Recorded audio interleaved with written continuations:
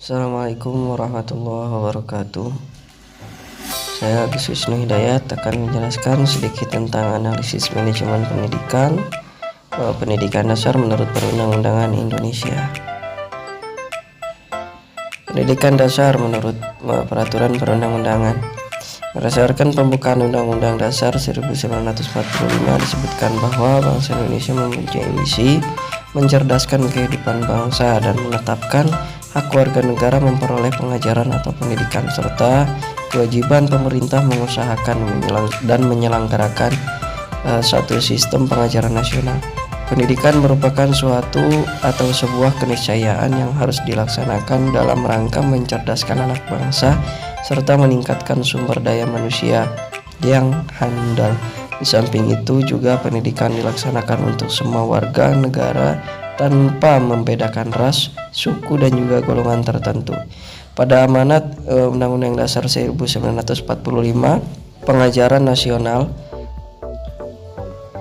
Nomor 20 Tahun 2003 disebutkan secara jelas bahwa pendidikan di sekolah dilaksanakan secara berjenjang. Hal ini diterangkan dalam pasal 14, yaitu jenjang pendidikan formal terdiri atas pendidikan dasar, pendidikan menengah, dan juga pendidikan tinggi. Adapun landasan yang mengatur pendidikan dasar terdapat pada Undang-Undang Sisdiknas pasal 17 yang menyebutkan bahwa pendidikan dasar merupakan jenjang pendidikan yang melandasi jenjang pendidikan menengah. Pendidikan dasar berbentuk sekolah dasar atau SD dan madrasah ibtidaiyah atau MI, atau bentuk lain yang sederajat, serta sekolah menengah pertama atau SMP dan madrasah tsanawiyah atau MTS, atau bentuk lain yang sederajat. Adapun yang dimaksud bentuk lain yang sederajat dengan SD atau MI adalah program paket A, dan juga sederajat seperti dengan SMP atau MTS adalah program paket B. Pengertian dan tujuan manajemen pendidikan menurut undang-undang. Menurut Undang-Undang Nomor 20 Tahun 2003 tentang Sistem Pendidikan Nasional pasal 51 ayat 1, pengelolaan satuan pendidikan anak usia dini, pendidikan dasar, pendidikan menengah dilaksanakan berdasarkan standar pelayanan minimal dengan prinsip manajemen berbasis sekolah atau madrasah. Departemen Pendidikan Nasional Republik Indonesia menyebutkan bahwa MBS dengan manajemen peningkatan mutu berbasis sekolah atau MPMBS secara umum. MPMBS diartikan sebagai model manajemen yang memberikan otonomi lebih besar kepada sekolah dan mendorong pengambilan keputusan partisipatif yang melibatkan secara langsung semua warga sekolah untuk meningkatkan mutu sekolah berdasarkan kebijakan pendidikan nasional. Kewenangan yang berada pada tingkat sekolah memiliki beberapa keuntungan, diantaranya yang pertama yaitu kebijakan dan juga kewenangan sekolah membawa pengaruh langsung pada siswa, orang tua, dan juga guru. Berikutnya yaitu bertujuan untuk memanfaatkan sumber daya lokal. Berikutnya efektif dalam melakukan pembinaan siswa seperti kehadiran, hasil belajar, tingkat pengulangan, tingkat putus sekolah atau moral guru dan iklim sekolah.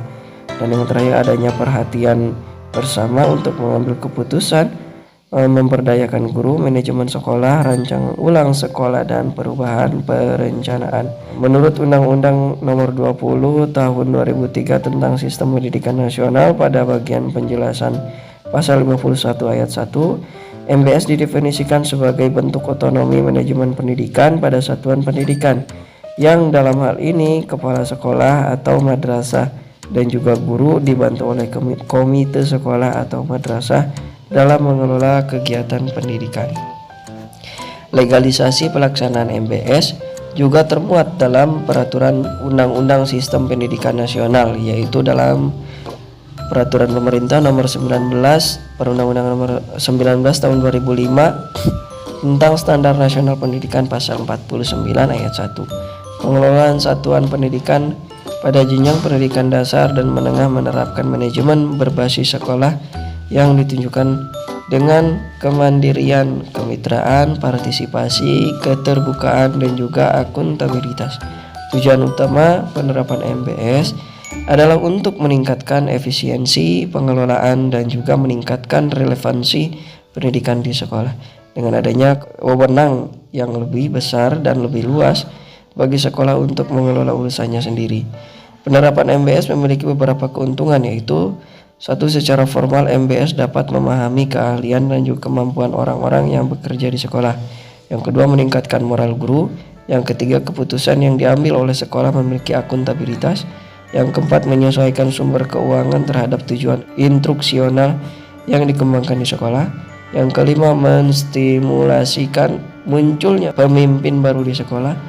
Yang keenam, meningkatkan kualitas dan juga kuantitas dan fleksibilitas komunikasi tiap komunitas sekolah dalam rangka mencapai kebutuhan sekolah. Berikutnya itu konsep dasar perundang-undangan pendidikan dasar secara praktis. Penyelenggaraan pendidikan dasar sekolah menengah pertama atau SMP menerapkan model peningkatan mutu berbasis sekolah atau MBS di lapangan antara pihak kepala sekolah, dewan guru, dan juga warga sekolah lainnya secara mandiri, transparan, dan bertanggung jawab melaksanakan program sekolah untuk mencapai visi, misi, dan juga target mutu yang diamanatkan oleh masyarakat dan semua pihak yang berkepentingan terhadap pendidikan di sekolah yang bersangkutan atau stakeholders pendidikan. Untuk mencapai hal tersebut, setiap sekolah diharuskan untuk satu, merumuskan visi dan juga misi yang jelas serta terarah sesuai dengan visi misi dan standar mutu pendidikan nasional. Yang kedua, merencanakan dan melaksanakan program SMP yang telah ditetapkan.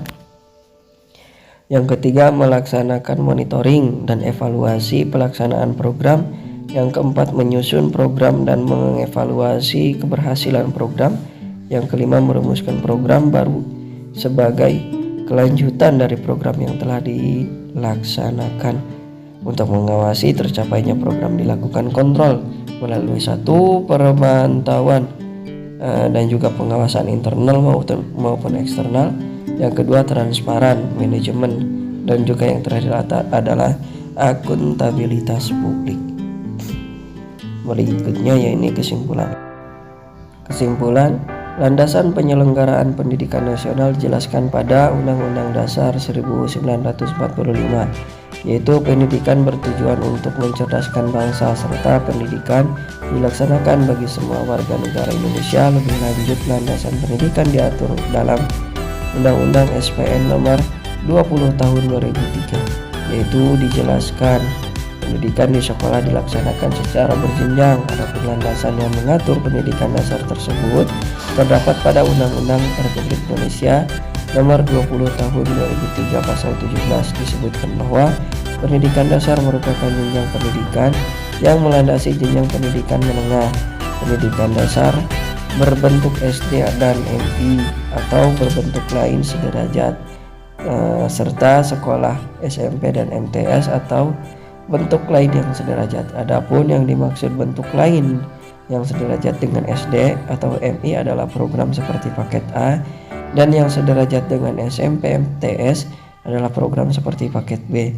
Pendidikan dasar dalam pendidikan yang mengutamakan pengetahuan dan keterampilan dasar yang diperlukan untuk hidup dalam masyarakat serta mempersiapkan peserta didik yang memenuhi persyaratan untuk mengikuti pendidikan menengah. Pengelolaan pendidikan dasar mengacu pada MBS. Untuk dapat meningkatkan mutu pendidikan, dibutuhkan peran aktif masyarakat yang terbentuk dalam satu lembaga komite sekolah. Selain mempunyai peran penting, komite sekolah juga berfungsi sebagai pemberi pertimbangan atau advisory agency, pendukung atau supporting agency, atau pengontrol controlling agency, dan mediator antar pemerintah atau mediating agency. Demikian penjelasan kami. Assalamualaikum warahmatullahi wabarakatuh.